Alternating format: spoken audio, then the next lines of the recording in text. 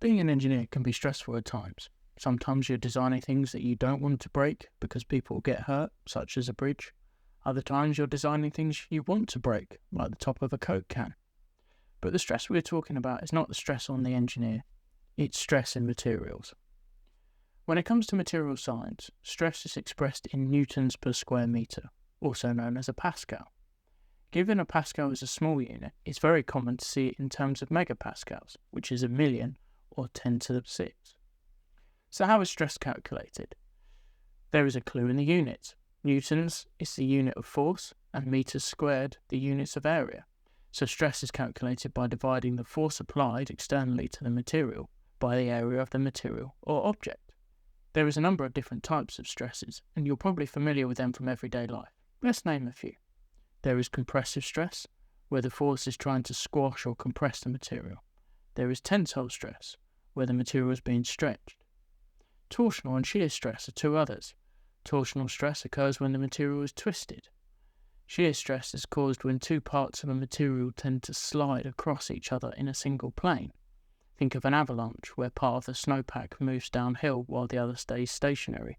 Another example of shear stress is cutting paper with a pair of scissors. Analysing stresses allows engineers to determine how a material, object or structure will respond to a force being applied to it, and if that response is safe or not. Too much stress on the material can lead to materials deforming permanently or failing altogether. When you're put under stress, do you feel the strain? Materials are no different. Strain is a description of the way a material responds to stress.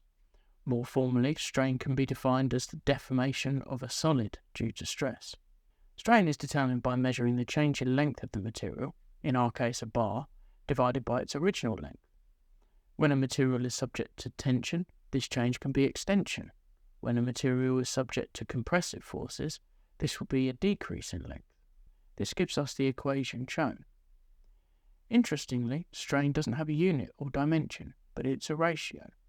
Strain is normally measured via strain gauges, as the actual changes in length are too small to measure or need to be measured in real time as the stresses change. Strain gauges use electrical resistance and the change in that resistance to measure the material response. So how are stress and strain related? Well, stress causes strain, but why is that important? Thomas Young was a pretty bright guy. He was both a physician and a physicist, while having a sideline in ancient Egyptian history. He discovered how lenses in your eyes change shape to focus on things at different distances. He proposed that light travels in a transverse wave as opposed to longitudinally. This put him up against heavyweights such as Sir Isaac Newton. He also helped decipher the Rosetta Stone. We, however, are interested in his contribution to material science, and a constant that bears his name, Youngs Modulus, which is also known as modulus of elasticity. The Youngs Modulus states the ability of a material to withstand changes in length when subject to stress in the form of tension or compression. It is calculated by dividing the stress on the material by the strain experienced. If we look at a graph of what happens when a material is stretched, it shows us some interesting points about the material's reaction to an external force. On the y-axis, we have the stress being exerted, and on the x, we have its strain, capturing the change in length of our sample material. You can see that initially the stress and strain are directly proportional to each other between O and A on this graph. This is known as Hooke's law. Within this area, the deformation is elastic, meaning that the sample will return to its original size when the stress is removed. Point A is known as the elastic limit, where Hooke's law ceases to be true. Once stress and strain stop being proportional to each other, the material is then plastically deforming. This means that deformation of the material is permanent, so it will not go back to its original size. This is also known as yield point or yield stress. While the stress increases, the material further deforms and changes shape.